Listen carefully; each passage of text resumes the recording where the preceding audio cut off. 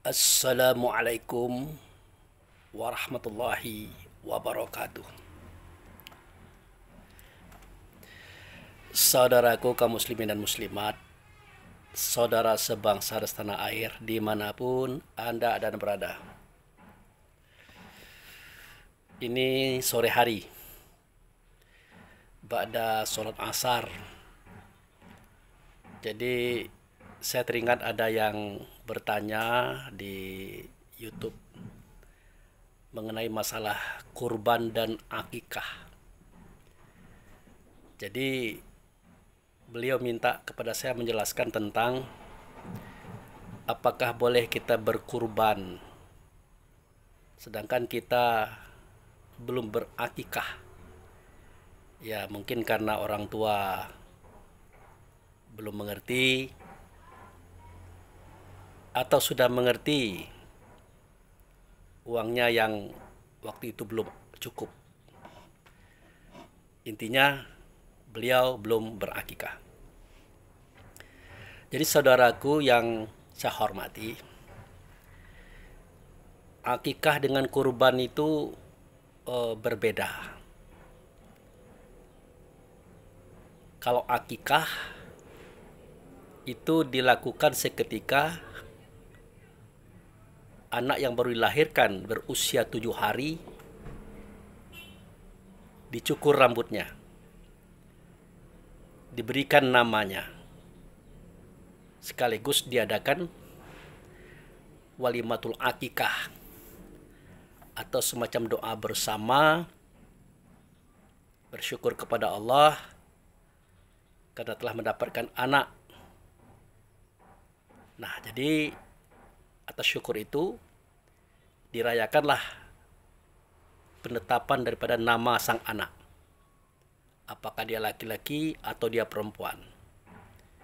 Itu dilaksanakan siogianya di hari ketujuh daripada kelahirannya itu. Jadi kalau dia seorang laki-laki, maka penyembelihan hewannya itu kambing, itu 2 ekor. Kalau dia perempuan, ya 1 ekor. Nah, jadi kata orang itu wajib. Kata orang. Tetapi kewajiban itu sebenarnya tidak seperti wajibnya sholat atau wajibnya rukun Islam. Kenapa sedemikian? Karena akikah itu pada hakikatnya adalah semacam ritual, semacam realisasi sebuah keyakinan yang diajarkan oleh Allah dan Rasul untuk mempermudah kita membina anak, mendidik anak ke depannya. Nah, jadi akikah itu asal katanya akik, yaitu batu permata. Nah, jadi akik itu kalau orang bilang batu akik itu berarti batu permata. Seperti ini kan, ini bukan akik ini batu biasa. Jadi akikah itu asal katanya akik, batu permata. Nah, tujuannya adalah anak ini tetap menjadi batu permata dalam gelar. Artinya sebagai perhiasan. Enak didengar suaranya, enak dilihat tingkahnya, sejuk dirasakan apa yang ada pada anak itu. Makanya ada doa dalam doa Muslim yang sering kita baca juga di dalam doa-doa sholat, ya tentu sesudahnya ya. Nah, misalnya Rabbana hablana min azwajina wa zuriyatina qurratun a'yun waj'alna lil muttaqina imama. Jadi kita meminta sang ayah tadi, kita meminta sang ibu tadi supaya diberikan karunia daripada pasangan kita masing-masing. Kalau suami doanya untuk istri, kalau istri doanya untuk suami. Dan di situ ada doa supaya keturunan kita juga, anak kita juga, cucu kita juga menjadi penyejuk mata, penyejuk telinga, penyejuk rasa seketika kita melihat, mendengar dan merasakan keberadaannya. Dan kita berharap anak itulah menjadi pemimpin bagi kaumnya untuk bertakwa. Itu doanya itu. Nah, jadi tujuan akikah itu ya seperti itu. Jadi setelah dia nanti besar, tumbuh, kalau dia berbicara, bersuara enak didengar suaranya. Dia bergerak, berlaku enak dipandang perbuatannya. Seketika dia berada, enak dirasakan keberadaannya. Artinya tidak menyusahkan orang tua, tidak menyusahkan keluarga, dan tidak pula menyusahkan masyarakatnya. Dan menjadi pemimpin bagi orang-orang yang bertakwa, karena dia bertakwa. Itu tujuannya itu. Namun perlu kita pahami, seperti yang saya alami, ya di sini ada orang menjual hewan, ya, hewan kurban, ada seperti sapi, kerbau, domba, kambing. Nah itu dengan kodrat Allah dan Rasul, dengan rasa batin kita, seketika saya diminta menyembelih hewan akikahnya itu murni bisa dilihat tabiat dan karakter anak tadi. Nah, dari mana kita tahu? Pertama kali kita paham sejatinya yang disembelih ini adalah sang anak. Sang anak. Tapi digantikan dengan hewan kambing atau domba. Makanya perlu namanya, perlu bin atau bintinya. Kita minta kepada Allah diterima akikah ini. Dan kita lakukan penyembelihan. Nah, jadi gerakan hewan tadi, dengus suara, napas hewan tadi, dari situ bisa kita lihat karakter anak itu ke depannya. Makanya saya katakan, setiap penyembelihan, sang penyembelih harus tahu yang disembelih ini siapa. Artinya, sejatinya adalah anak itu disembelih. Kemudian dipindahkan kepada hewan.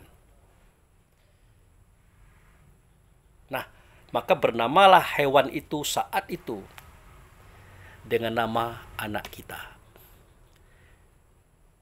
Nah, dimulailah penyembelihan itu dilakukan di depan Baitullah. Dalam rasa, dalam ingatan, dalam kesadaran kita. Tidak boleh kemana-mana. Kenapa? Karena jiwanya kambing tadi, jiwanya domba tadi, harus kembalikan ke tempat semula, yaitu Tuhannya. Nah, maka disembelih. Nah, dibacakan auzubillahnya, bismillahnya. Bahkan sebelum itu kita bacakan beberapa doa dan harapan. Dielus-elus hewannya, karena kita hendak mengembalikan dia kepada Tuhannya. Dia kita manfaatkan untuk kepentingan kita, demi melepaskan hajat kita terhadap anak, kewajiban kita terhadap anak, sekaligus melihat karakternya. Nah, jadi ketika disembelih itu keluar darahnya, dirobek kulit, diputus urat, dipecah tulang, keluar darahnya, berhembus seperti angin, mengalir seperti air, kental seperti tanah, dan merah seperti api. Itulah darah. Kalau darahnya pus, berarti karakter anak ini keras. Kalau darahnya sedang saja, set, berarti anak ini bisa keras, bisa lembut. Tapi kalau keluar darahnya lambat, berarti anak ini terlalu lembut. Jadi keras, sedang, lembut itu sinyal bagi orang tuanya. Bagaimana nantinya dia mendidik anak. Kalau anak itu keras, bagaimana cara mendidiknya? Keras keinginannya, keras kemauannya, keras wataknya, bagaimana cara mendidiknya? Dari situ konsepnya kita dapat. Kalau keras bertemu keras, patah, pecah, terbakar. Siapa yang mengalah? Ya, orang tuanya yang harus mengalah. Maka carilah metode kita mengalah tapi tidak seperti kalah. Cari metode. Pelajari konsep-konsep itu. Yang penting pendidikan pembinaan kita kepada anak berjalan. Jadi kalau dia keras, kita keras, patah, pecah, terbakar. Jadi siapa yang harus mengalah? Ya kita. Tapi kita mengalah jangan nampak kita kalah. Carilah cara, metode, dan tuntunannya. Begitu saudaraku. Lalu kenapa Pak Abu tidak menyampaikan metodenya di dalam video ini? Persoalannya kita ini berbeda-beda ruang dan waktu. Adat istiadat, situasi dan kondisi di rumah tangga. Jadi yang tahu metode itu adalah orang tua. Gitu saudaraku. Nah, kemudian bertemu kita dengan anak yang sedang, bisa keras, bisa lembut. Jadi seketika dia keras, rumusnya sudah kita tahu. Kita yang harus mengalah, tapi jangan tampak kalah, cari metodenya. Seketika dia lembut, aman itu, kita bisa lembut, tapi sedikit agak keras kitanya. Kenapa? Karena kelembutan kalau diikutkan akan melarutkan dia di dalam kelalaian, di dalam kelemahan. Itu saudaraku. Maka carilah metodenya sesuai dengan situasi dan kondisi, ruang dan waktu di tempat kita tinggal. Yang ketiga, jika anak itu memang lembut betul, maka pelan-pelan kita mendidiknya sedikit agak keras, sedikit agak disiplin, sedikit agak ketat. Karena lembut itu membawa kepada kelemahan. Lama-lama kelalaian, ujung-ujungnya bermasalah. Nah, itulah saatnya kita memberikan nama semestinya. Kalau dia keras, berikanlah nama sedikit agak lembut. Ya. Kalau dia sedang, berarti bisa keras, bisa lembut. Carilah nama yang sesuai dengan karakter sedang. Kalau dia memang lembut, carilah nama yang sedikit agak keras, tapi tidak terlalu keras. Itu saudaraku. Tapi bagaimana Pak Abu? Umumnya itu kan orang kan sudah ada namanya itu. Umumnya sudah ada namanya. Ya betul. Betul. Dan tidak mungkin kita bisa menyembelih hewan itu kalau namanya tidak ada. Nah, tetapi kan nama itu kan bisa dirubah. Kan bisa dirubah. Jadi penamaan yang pertama, itulah penamaan yang kita berikan. Ya, seketika kita belum potong kambing, nah itu penamaan yang pertama, itu penamaan yang kita berikan. Nah, penamaan yang kedua itu bisa dirubah dalam artian ditambah. Misalnya begini, Abdurrahman, nah itu nama putra saya itu Abdurrahman, hamba yang pengasih. Tetapi apa yang terjadi? Penampilannya sangat keras. Sesuai dengan darah hewan yang memancar saat itu. Jadi hamba yang pengasih kalau dia keras bagaimana itu? Dia pengasih tapi dia keras, bagaimana itu? Jadi nama dengan karakternya itu seakan-akan kontra. Maka kita tambah dengan Al-Faruqi. Maka namanya Abdurrahman Al-Faruqi. Jadi hamba yang pengasih, hamba yang penyayang, dan dia bisa membedakan kapan dia harus mengasihi, kapan dia harus menyayangi, kapan dia harus lembut, kapan dia harus keras. Jadi Abdurrahman itu nama awalnya itu.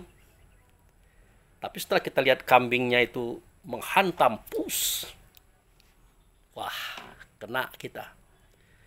Hamba pengasih, hamba penyayang, tapi orangnya keras. Dan itu bukan kita yang buat. Dari sononya Allah dan Rasul berkehendak dia punya karakter itu, karena peranannya seperti itu. Maka kita tambah Al-Faruqi. Dia keras, dia bisa membedakan kapan dia keras, kapan dia lembut, kapan dia mengasihi, kapan dia menyayangi, kapan dia harus bersikap tegas. Gitu saudaraku. Jadi nama pertama silakan dia buat. Nah, nama yang kedua tambahannya adalah sebagai penetral kondisi daripada keadaan pribadinya, karakternya sesuai dengan semburan darah kambing yang terjadi saat kita memotongnya. Gitu, saudara. Nah, jadi seketika kita mengadakan acara perayaan, ya kita sebut bahwa hari ini bapak-bapak, ibu-ibu kami undang karena kami mengakikahkan anak kami yang tadinya dia bernama Abdurrahman, sekarang kami tambah dengan Abdurrahman Al-Faruqi. Hamba pengasih, hamba penyayang, tapi dia bisa membedakan kapan dia mengasihi, kapan dia menyayang, dan kapan dia harus keras, kapan dia harus lembut, dan kapan dia harus tegas, kapan dia harus bijaksana. Itu saudaraku. Makanya akikah zaman sekarang justru lain. Akikah hewan kurbannya diserahkan kepada kawan yang buka usaha tongseng. Beliau itu yang memotong, menyembelih. Beliau itu yang menjadikan hewan kambing tadi sebagai tongseng atau gulai. Nanti dimakan sama-sama tanpa mau melihat bagaimana keadaan darah itu tadi, tanpa harus memperhatikan gerak daripada hantaman daripada kejiwaan hewan bernama kambing tadi yang sudah dilekatkan nama anak kita kepadanya. Jadi semestinya akikah itu sang ayah, sang ibu harus melihat penyembelihan itu.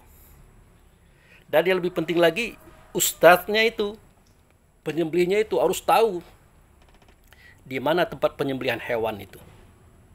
Di mana?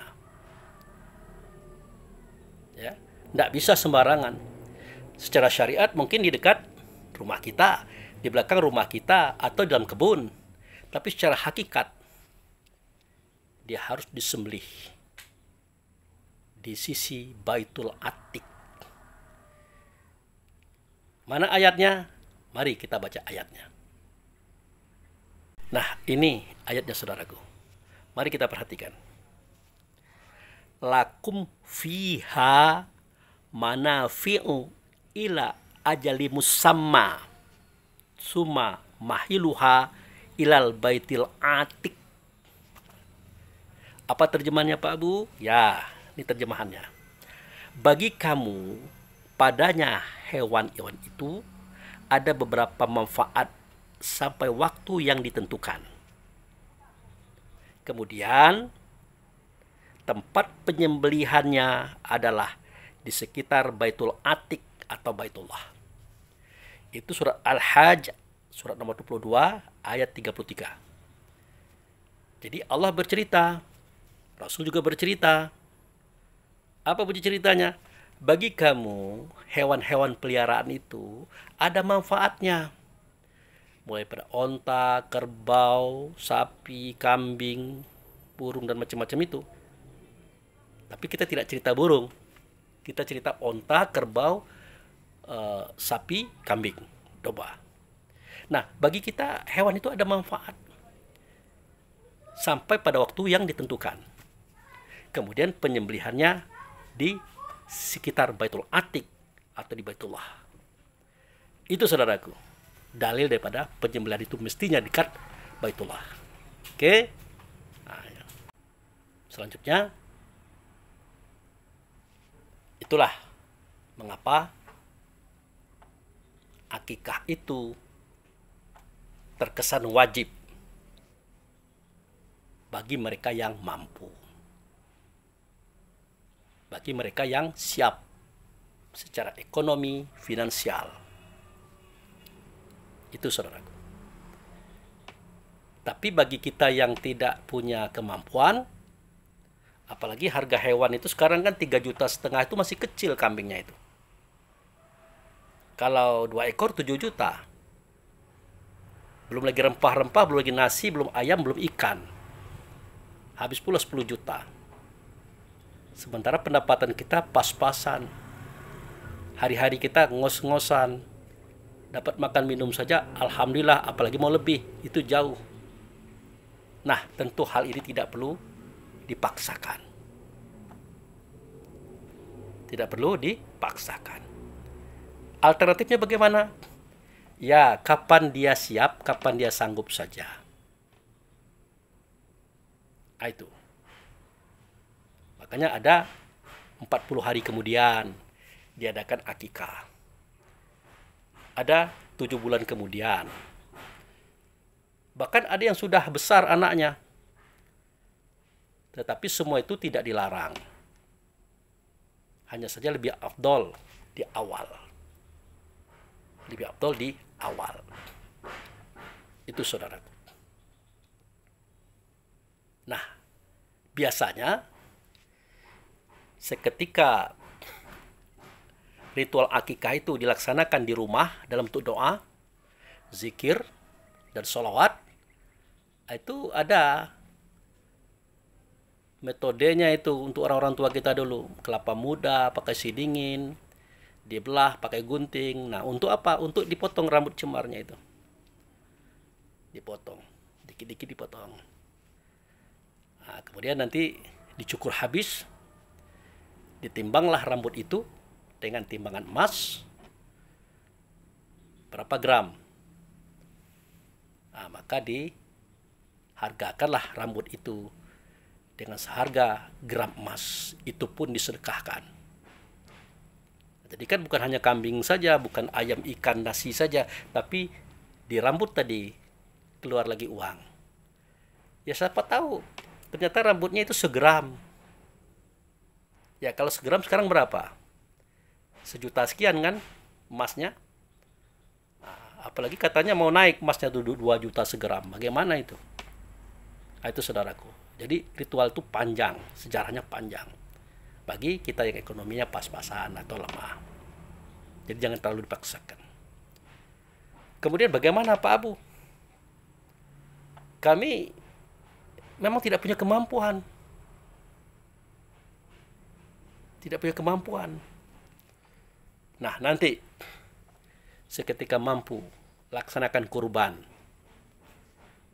Laksanakan kurban, tidak perlu berakikah lagi. Karena hakikat akikah dan kurban itu sama.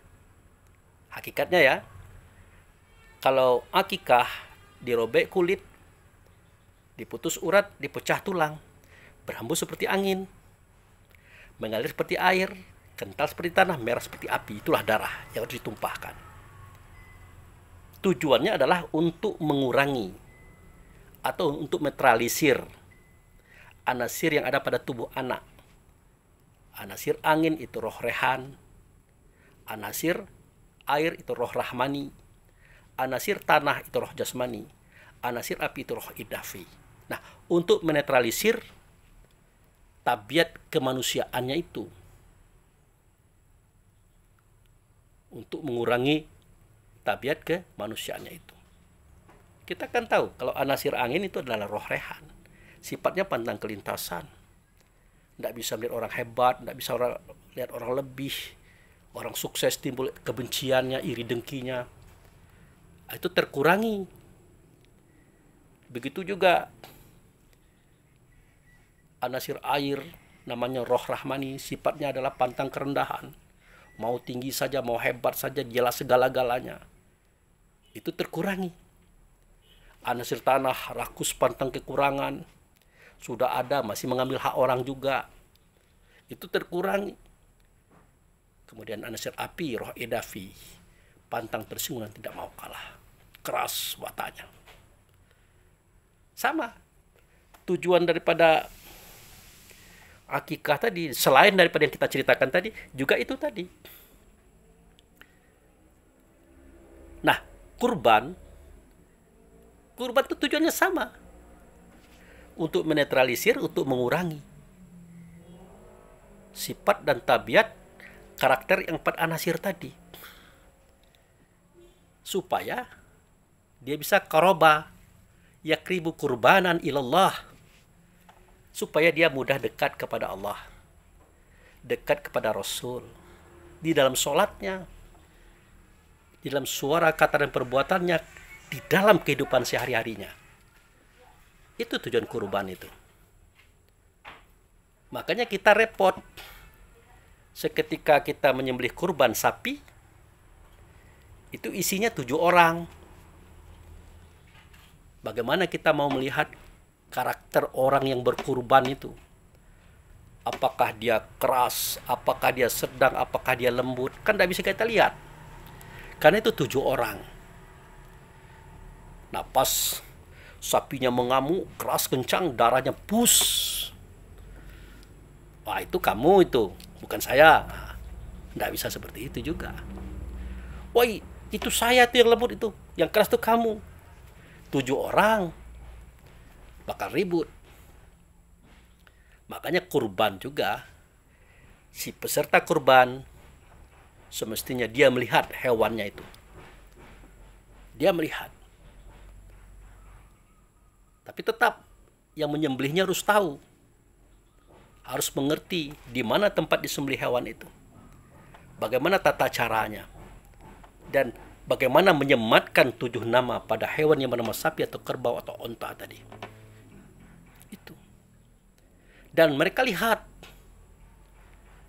Nah, ini repotnya di sini kita mengetahuinya. Tidak tahu kita yang mana yang keras, yang mana yang lembut, entah siapa. Makanya di dalam ibadah kurban ada namanya sholat sunnah kurban. Setelah kita melihat hewan kurban, sholat sunnah 2 rakaat, kita berdoa kepada Allah. Ya Allah, karena orangnya 7 orang, aku tidak tahu siapa yang keras, siapa yang lembut. Yang penting kalau aku ini tidak baik, ya Allah, jadikan aku orang baik. Kalau aku sudah baik, ya Allah, lebihkan lagi menjadi lebih baik. Kalau sudah lebih baik, jadikan aku sangat baik, sangat dekat kepada Engkau. Nah, itu harus dipahami oleh orang yang berkurban. Ya, karena kita tidak tahu kan, ini karakter hewan ini menunjukkan kepribadian siapa, tidak tahu. Gitu. Makanya perlu sholat sunnah kurban 2 rakaat, yaitu setelah kita melihat hewan itu disembelih. Nah, saudaraku, itu kan doanya itu. Kalau aku keras, kalau aku kurang baik, kalau aku masih bermaksiat, tolong diperbaiki, ya Allah. Dijadikan sedang. Kalau sudah sedang, jadikan baik. Sangat baik, terbaik. Itu doa kita. Harus kita lafazkan dalam kesadaran kita. Jangan tidak sadar. Apa sesuatu yang membuktikan kita sadar atau tidak? Ya, lihat perbuatan kita setelah itu. Kalau kita biasa pengamuk, pemarah, emosian, setelah kurban disembelih, adakah berubah? Semestinya ada perubahan dari tahun ke tahun hingga kita mati. Begitu, saudaraku. Karena hakikat kurban itu adalah untuk membuangkan, ya, untuk membuangkan rasa daripada sifat pantang kelintasan, pantang kerendahan, pantang kurang, pantang kalah.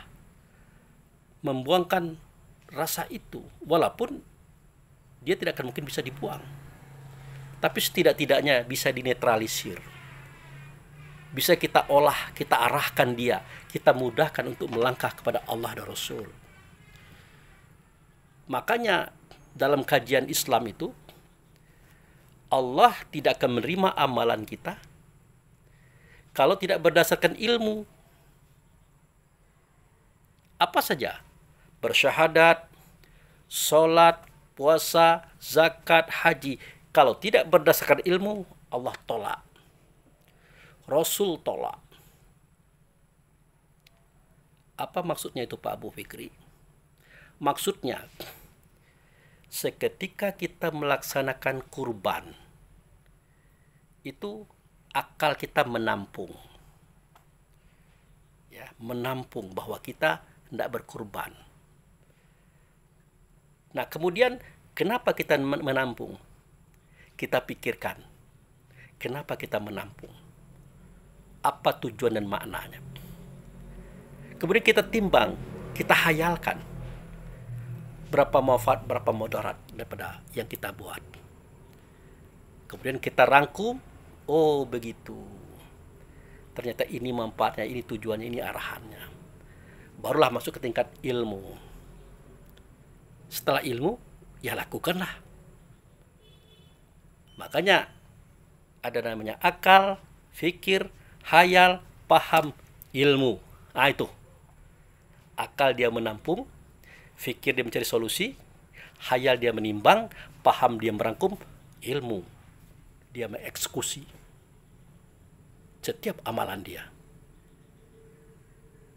Jadi tidak bisa kita beramal ini ya ikut-ikutan, tidak bisa begitu. Kita ngomong saja, kalau kita tidak mengerti, tidak boleh kita ngomong. Kan begitu. Wala takfu ma laisa laka bi ilmu. Inna sam'a wal basyara wal fu'ada kullu ulaika kana anhu mas'ulan. Ngomong saja, tidak boleh. Jangan kamu perkatakan kata yang kamu tidak ada ilmunya di situ. Mendengarlah tidak, melihatlah tidak, merasalah tidak, berpikir tentang itu pun tidak. Ngomong kita, jangan. Sesungguhnya pendengaranmu, penglihatanmu, hatimu akan ditanya Allah tentang apa yang kamu omongkan. Apa yang kamu bicarakan. Kan begitu. Pada surah As-Saff ayat 2 dijelaskan lagi. Ya ayyuhallazina amanu lima taqulu ma la taf'alun. Kaburatan maqtan indallahi an taqulu ma la taf'alun. Wahai orang beriman, kenapa sih kamu perkatakan kata yang bukan pengalamanmu, yang tidak ada ilmu padamu? Besar murka Allah, benci Allah kepada kamu memperkatakan kata yang bukan pengalamanmu. Itu baru ngomong, saudaraku. Belum lagi bergerak, belum lagi berbuat. Maka wajar kata Rasulullah itu, barang siapa yang beramal, yang berbuat untuk kebaikan, tapi tidak berdasarkan ilmu, tertolak. Lagi ngomong saja. Dilarang. Itu gunanya kita belajar. Mencari pengetahuan. Kalau ilmu sudah, pengetahuannya yang belum. Pengetahuan tentang ilmu itu maksud saya.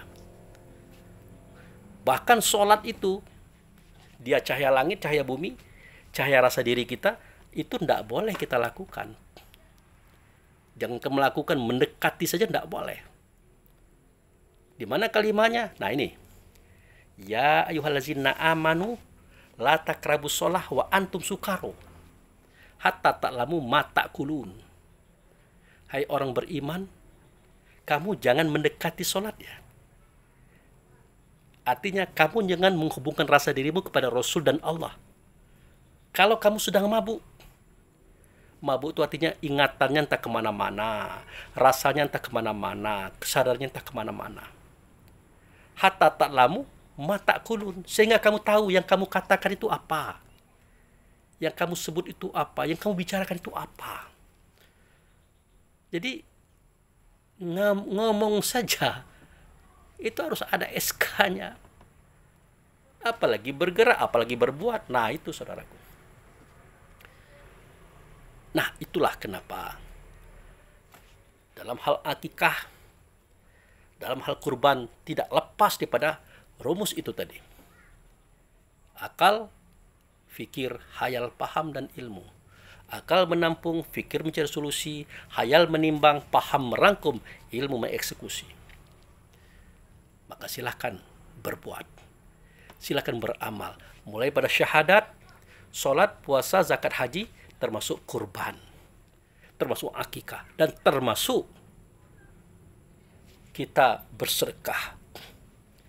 Hendaklah sedekah itu berdasarkan ilmu. Apa itu ilmu? Siapa itu ilmu?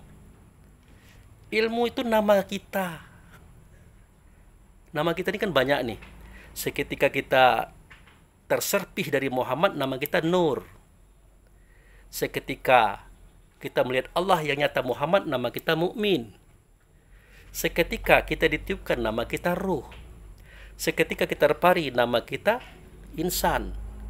Seketika kita menampung masalah, nama kita Akal. Seketika kita mencari solusi, nama kita Fikir. Seketika kita menimbang, nama kita Hayal. Seketika kita merangkum, nama kita Paham. Seketika kita mengeksekusi, nama kita Ilmu atau Alimun. Jadi Allah dan Rasul menghendaki si alimun itu yang melakukan, bukan si jiwa. Dalam bahasa lainnya, si roh itu yang melakukan, bukan si jiwa. Si jiwa itu siapa, Pak Abu Fikri? Si jiwa itu manusia. An-nasu, yang terbuat ia dari 4 anasir tadi, yang ia sudah ada di tubuh kita sebelum roh masuk. Karena si jiwa ini tabiatnya pantang kelintasan, pantang kerendahan, pantang kurang, pantang kalah. Tapi kalau kita bina terus, kita perbaiki terus, kita bersihkan terus, kita laksanakan ritual-ritual agama secara baik, lama-lama dia akan menjadi baik, saudaraku. Bahkan kebaikannya itu hampir tidak berbeda dengan kebaikan ruh kita. Itu hampir tidak berbeda dengan kebaikan ruh kita.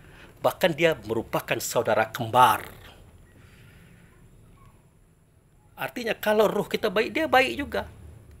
Takutnya nanti seketika kita berbuat baik karena didorong oleh si jiwa, oleh si manusia, oleh yang terbuat dari 4 anasir tadi. Allah tidak menerima itu. Allah menerima kalau itu dilakukan oleh diri kita sebenar diri, oleh si alimun tadi. Karena kalau bukan dia yang berbuat, Allah tolak. Kalau bukan dia berbuat, Allah tolak. Berarti ada yang berbuat pada tubuh kita yang bukan dia. Siapa itu? Itu dia, manusia tadi. Gitu, saudaraku. Nah, jadi perhatikanlah ini. Semoga bermanfaat. Semoga dapat kita jadikan bahan pertimbangan antara akikah dengan kurban tadi. Itulah kira-kira yang bisa saya sampaikan. Semoga ini bisa menambah khazanah kita. Lebih kurang saya mohon maaf. Wabillahi taufiq wal hidayah. Assalamualaikum warahmatullahi wabarakatuh.